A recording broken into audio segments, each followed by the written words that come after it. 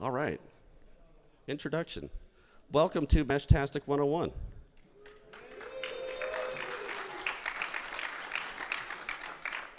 Okay. First slide. Let's get the real first slide. This is my old ham workstation. Wait, that's not a VIC-20. This is my newer one. I used to use a VIC-20. Now I have an actual laptop. So this is me. This is a really old photo. It's okay. It still looks like me. My first radio was a Lafayette KT200, which is commonly referred to as a boat anchor radio. And now I know why. It was built by my grandfather in the 50s from a kit. It still works. Pro tip, if you ever get an old radio, they have paper capacitors in them. Do not plug it in until you replace those, because a lot of those are shorted across mains voltage. And when you short paper across mains voltage, you get fire. Fire's bad. I got my technician at DEF CON 27 here at the Village. Came back at 28, got my general, and 29 got my extra. You can usually find me on 40 meter voice. That's where I'd like to hang out a lot because that's where I get the best propagation. I am fairly active on FT8, and I am well known for spamming SSTV images on the common HF frequency. If you listen to the Conham channel here at DEF CON, you'll see a lot of SSTV, some appropriate, some not. And I may or may not be a robot cat from the future, which is a Doraemon joke. So what I'm going to talk about today is Meshtastic. I'm going to give you a basic introduction to what is Meshtastic, the project. I'm going to talk about what is LoRa, why would you care, give you an introduction, and then we'll go over some hardware and show you what it looks like to flash the firmware, which is a very common question. It's actually really easy. You can do it from a browser. And I'll make sure to leave time for Q&A. So what is mesh networking? Really what mesh networking is it allows you to have a decentralized network where you have multiple nodes and they're all talking to each other, and the way that it passes data isn't as straightforward as on a wired network where everything's centralized. You pass data from one node to the other, and the way you expand the network is by adding nodes, obviously. Really, your coverage is limited by the number of nodes and how close they are or how far away they are and what your interference is. Where I live here in Vegas, and here in Vegas, it's actually pretty active on Meshtastic. Where I was at Austin, though, it was extremely active. So there's probably Meshtastic networks in your city, and they probably have a web page, and they'll tell you what the rules are if you care to obey the rules. Usually a mesh network is transport mechanism agnostic, but we're going to be talking about Meshtastic. Meshtastic has a bunch of different modes that do radio and internet, which is great. So what is LoRa? LoRa is really the foundation that Meshtastic is built upon. It stands for, let's see, the LoRaWAN's owned by I'd have to say this, the lawyers said, LoRaWAN is owned by the LoRa Alliance nonprofit organization. Probably one of the things you're wondering is like, why are you just talking about RF at the ham radio village? The reason is there is a licensed mode for LoRa.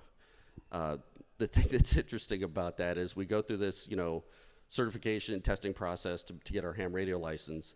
But if you use the licensed mode on LoRa, you have to turn all the encryption off because licensed mode operation does not allow encryption because government. But if you do the unlicensed mode, you can encrypt it all you want because reasons. So really, LoRa is the foundation. It's the long-range spread spectrum radios that we use. There's a lot of different radio chips out there now. They're actually pretty easy to find. They're pretty cheap. And most of the hardware will be interfaced with a ESP32 microprocessor. We'll talk more about that later. Ideally, LoRa works within 10 to 15 kilometers.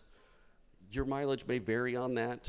People ask me a lot. They say, well, how far can this thing talk? It can talk pretty far. And because it's mesh, I live about half hour drive from the strip, and I was sending messages to the convention center on Wednesday just by bouncing things through. Also, my custom firmware, I can turn off the time to live, so it'll go wherever it goes. For the most part, it's license free. Those two frequencies are the different. It's different in the U.S. versus Europe. So, pro tip: when you get a radio, make sure it's set to the right mode. A lot of the radios are restricted to a specific mode. So if you buy the hardware, you buy European hardware or Asian hardware, and it's on a different frequency, you're going to have a bad time. You're not going to find anybody, and it's because you're just on the wrong frequency. But you're not going to know because the software's not going to tell you. Okay, so what is Meshtastic? Meshtastic is an open source project. Basically, they took these LoRa radios and wrote a whole bunch of firmware for an extremely wide variety of different devices. It was created in 2020 by Kevin Hester. Really what it does is it ties a lot of different technologies together. So it ties, using the ESP32, it ties the radio to Bluetooth, to Wi-Fi, and it makes it to where you can do all sorts of really interesting things, and you can make your own devices and really turn them into internet-connected devices if you want, or you can run it completely off the grid, completely off the internet, which is what I recommend. It's like the first thing I tell people is like, don't turn on MQTT. You're going to have a bad time. Someone's going to find it. You put it on the internet and someone's going to own it, to quote the great man. This was first debuted here at DEF CON, at DEF CON 32. We had 2,000 plus nodes, and then we had, I think, it was 2,000 nodes in last year, which at the time was the largest Meshtastic network ever to date, because hackers love to do things. Okay, so, I'm sorry? 2,500? Yeah, buddy. It'll be bigger this year, I promise you. So this is kind of a overview of what the hardware looks like. I've talked about this a little bit. Most hardware will use the ESP32. I'd recommend getting hardware that uses an ESP32 because there's a lot of, that's a really common low-cost microprocessor, and you could do a lot of really cool things with an ESP32. If you decide, like, I don't want to play with LoRa or Meshtastic anymore, you can do fun stuff with an ESP32 and the GPIO pins. Most of these devices, all of them will have a LoRa radio. Some of them will have a GPS or GNSS module. This is important because in Meshtastic, you can report your location. You can report it by latitude, longitude, which makes for fun things if you have custom firmware where you can hard code that. That's a preview. So you can set that. Sometimes in the software, you can tell the software to use the GPS in your phone, and it'll just report that. You can also abuse that by setting a manual.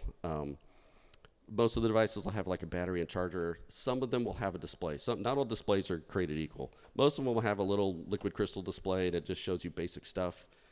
Like this device has like a whole UI, and it's touchscreen, and some of them have keyboards and everything. So that varies. If you're planning on just connecting it to your phone and using the Meshtastic app on your phone for like iOS or Android, then don't worry so much about the screen. Get something cheap. They're like 25 bucks. So let me show you some. These are some of the different bits of hardware. Let's see.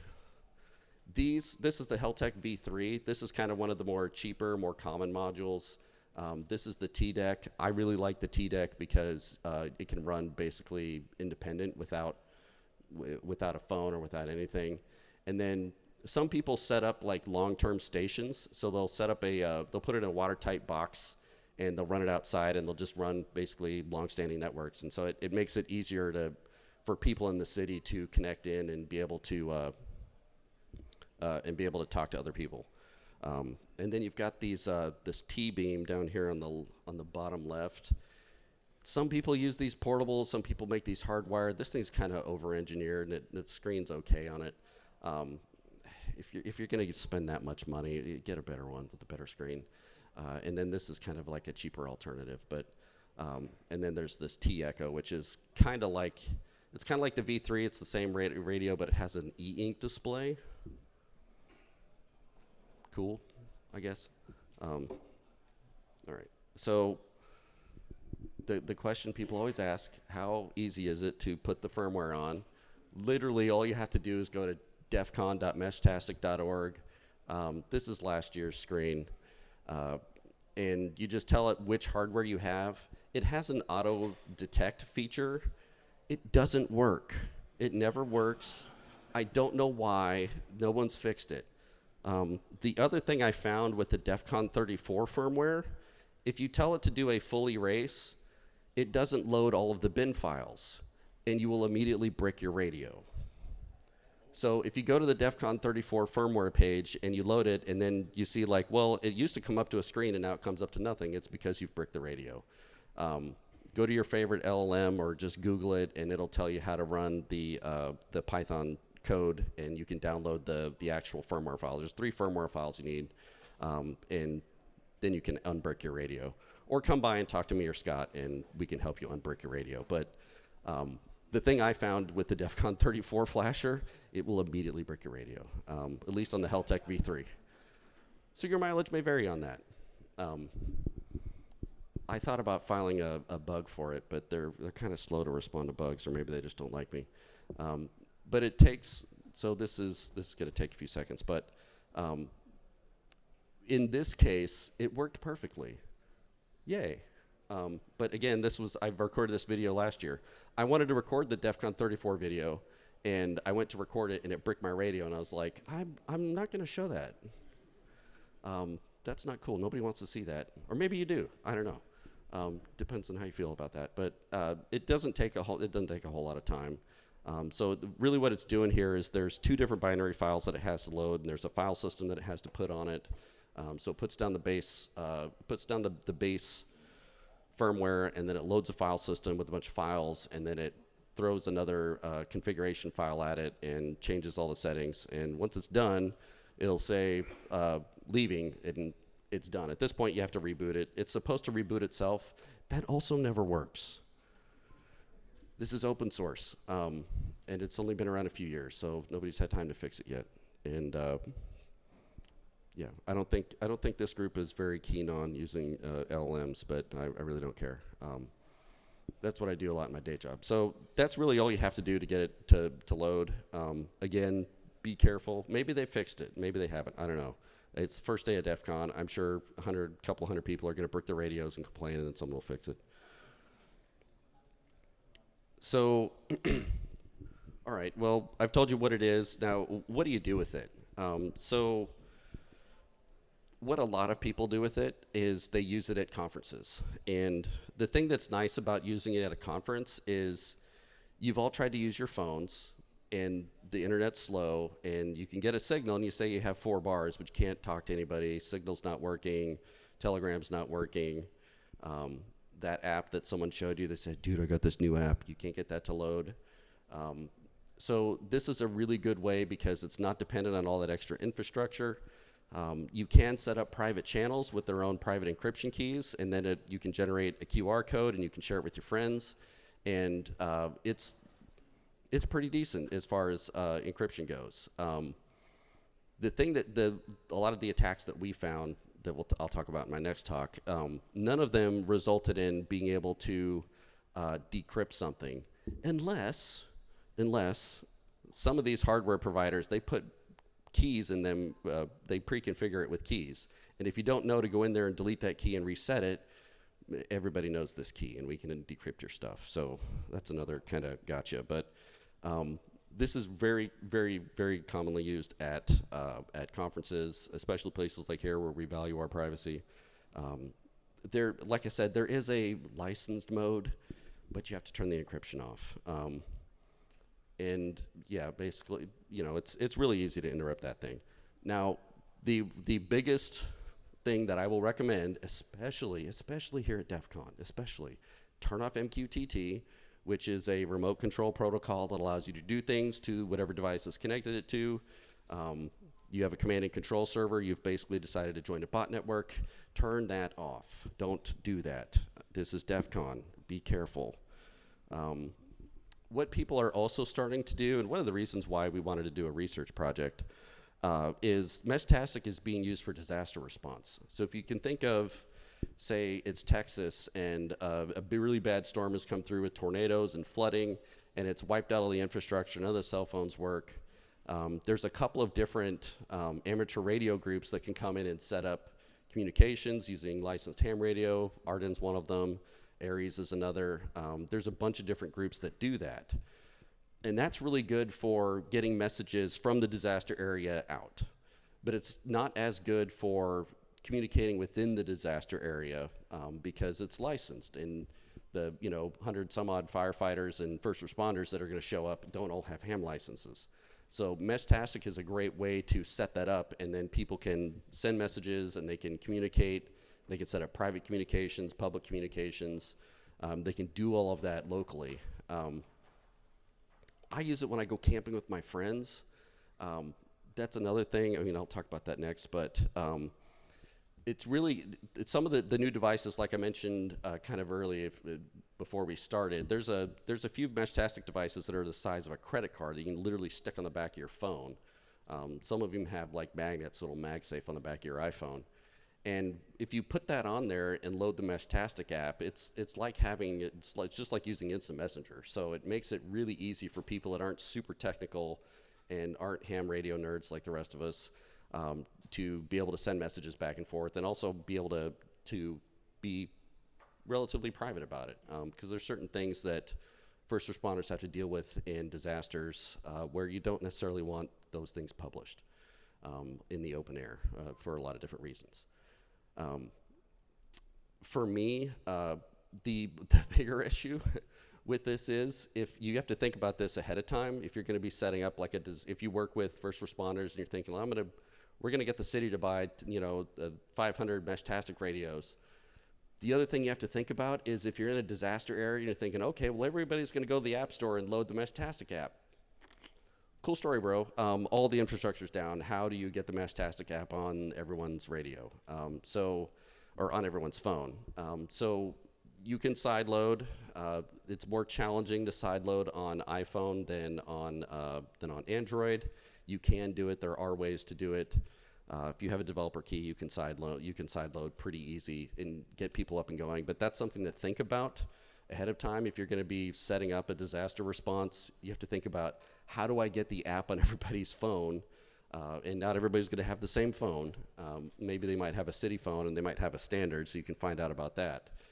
But chances are it's going to be an iPhone, and it's going to be whatever the most complicated, really difficult way to do it is going to be what you're dealing with. So think about that ahead of time and sideload if you can. For disaster response, typically I recommend people get TDEX or get some kind of device where you're not reliant on a phone. That works the best because you don't have to worry about people sideloading onto their phones. These devices are more expensive. I think this one was like $150 or something. The little ones that can talk to a phone, obviously they have less technology in them. They don't have a touch screen. They don't have color. They're going to be a lot cheaper. If you're thinking about disaster recovery, don't go cheap. Buy something nice. The TDEC Pro has a metal case on it. It's actually pretty nice. It's IP68. So if you're going to be doing disaster recovery, get something nice like that. I know I talk about the TDEC a lot because I'm a fanboy, but there are other devices out there for it. So what I like to do with it mostly is I like to use it off grid when I'm hiking or I'm camping. I do this a lot with my friends. They all know I'm a super nerd, and they tolerate me, and they play along with my games. I used to give them all FRS radios. There's a lot of fun things you can do with that to troll people, and so I decided to give them all Meshtastic radios. Nobody charges it. It's annoying. They don't care, but the first day it works great, and we're all like 14-year-olds, so we draw random characters and send them in pictures, and yeah, it's fun. But it actually does work really well, and none of my friends have ever gotten lost, and we haven't had to find anybody using Meshtastic radio, and I wish I had. Well, I'm kind of glad I don't have that story, but I wish I could tell you something more interesting about that. But you can actually get a pretty decent range on it. What people are starting to do with these radios, though, is, for a long time there were these really expensive commercial livestock tracking systems and irrigation tracking systems and all this, kind of like automated smart farm gear that you can buy. And now people are looking at it and going, why am I paying hundreds and thousands of dollars for this gear when I can just take a LoRa radio and put it on Meshtastic, set up my own channels, and do MQTT, but do it my way, do it right. You can actually, people are setting up automated farming and telemetry tracking inside with livestock and farming and all that using LoRa. And they use such little power that you can actually set them up with complete solar setup, so they don't even have to be plugged in anywhere. You put it in a watertight box and you stick it on a pole out there, and you can do a lot of really cool things. And the ESP32 is, if you're familiar with Arduino, the ESP32 is more powerful than the Arduino. So anything that you could do with an Arduino, you could do the ESP32. Or you could do it in an Arduino and you could talk to your ESP32 over a GPIO pin. But that's not what I'm going to talk about in this talk here. But people are doing all sorts of stuff with that. I've seen people connect it to trail cams so that they can send a message to and get a live picture back from a trail cam that's too far away to join a Wi-Fi network.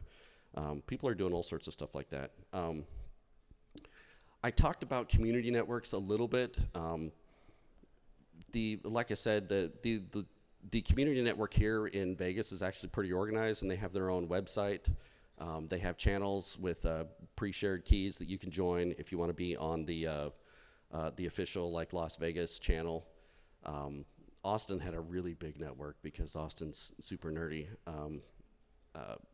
But I was actually pleasantly surprised to see that. You probably have one in your own town, so definitely check that out.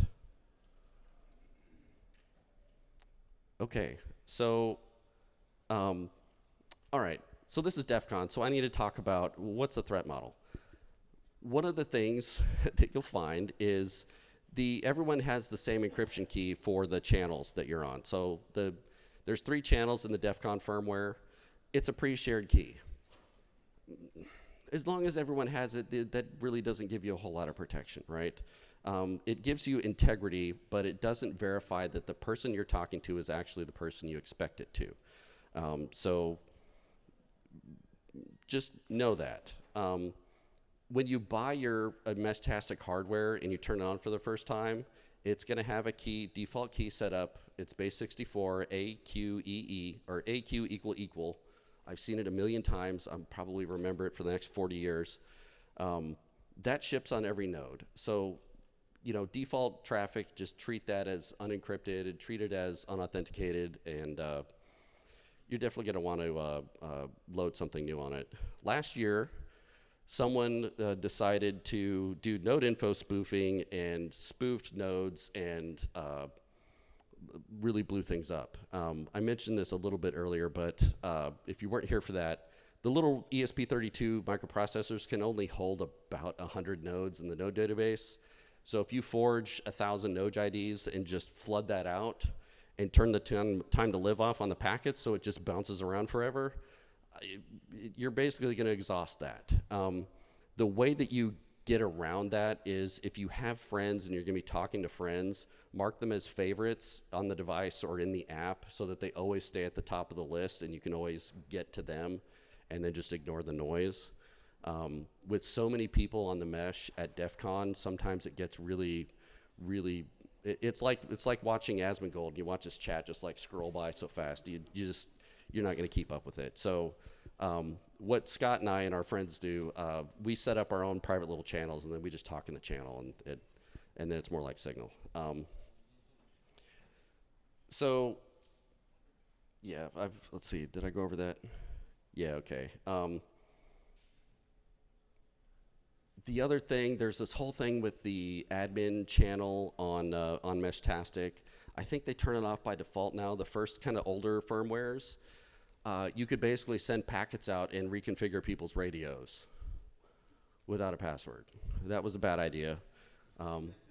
That works if you're on a private little network, and it's everybody's a cop, and we're all going to be nice and play along and be kind to each other. That does not work at DEF CON. So if you're running a custom firmware, some guy says, "Hey, dude, load this custom firmware. I'm doing a talk about it." Make sure you turn that off. The original versions of our evil firmware, we could remote control it, and I've left to turn it on. And I asked Claude, I go, "Hey, Claude, is the admin channel on?" He's like, "Oh, yeah," and I disabled the password. And I'm like, don't. Okay, so I added this slide kind of at the last minute. I figured someone would probably ask. There's this other thing called Mesh Core. I'm not going to get into the politics of this person did this thing and the other thing, and my slides just disappeared. There's another project. They both run on the same LoRa hardware, and if you go to the MeshCore website, you can basically flash the MeshCore firmware on it. It has a little bit different behavior. It has managed routing and per hop control. It's better for like router-based networks. Really, in Meshtastic, nobody uses the server mode or the router mode. You can try, but I've tried. It doesn't do anything. It blows up your network. Nothing works. That's better with MeshCore. The biggest difference you'll see between MeshCore and Meshtastic is the Meshtastic community is bigger because it's been around longer. There was a whole bunch of drama with people in Meshtastic, and they said, we're going to take our keys or take our toys and play in a different sandbox. So they're doing that. Meshtastic has some problems where, I mentioned earlier, there's a bunch of like keys that were on hardware that nobody knew about.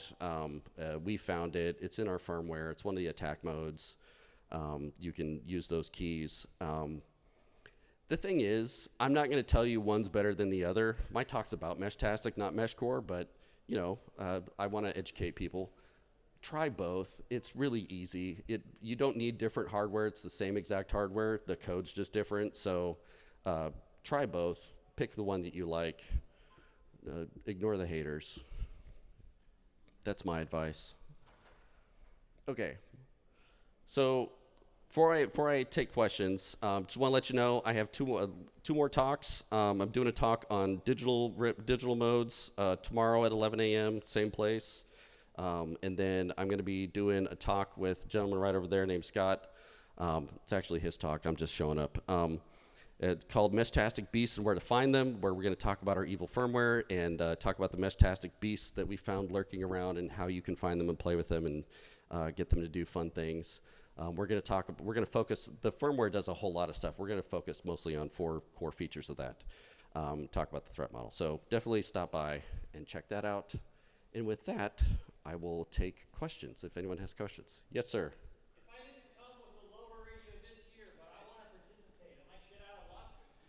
There's people that happen here. What do you think? Great question. So the question is, if you didn't bring a LoRa radio for Meshtastic, can you get one at the con? Yes, they're in the vendor area.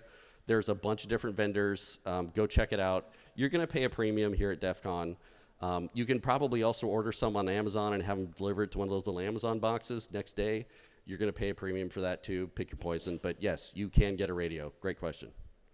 Yes? Oh, what was the setting that I suggested you turn off? That's MQTT. Yes, there's a setting where it allows your radio to connect to an MQTT server, and they pre-populate a host name for you because they're so kind. Don't use that. Turn that off, especially here at DEF CON. That server will be poisoned with all sorts of bad stuff. Don't do it. Great question. Yes?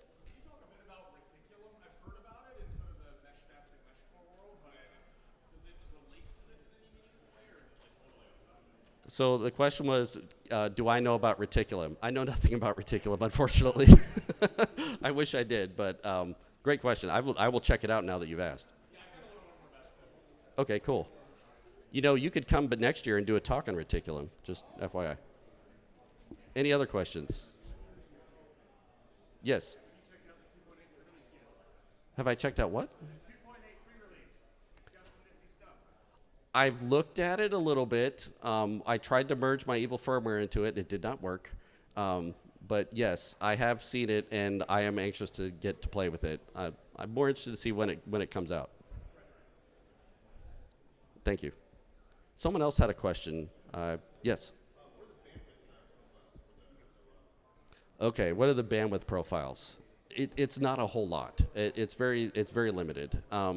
There's FCC rules about bandwidth in that. Really what you're going to find is think in bytes, not kilobytes. So it's actually pretty small. Now you can send images and things like that. It's just going to be really, really slow. Think like SSTV speed. Good question. Any other questions? Okay, good. I'm out of time. Thank you very much for joining. I appreciate it. Enjoy the conference.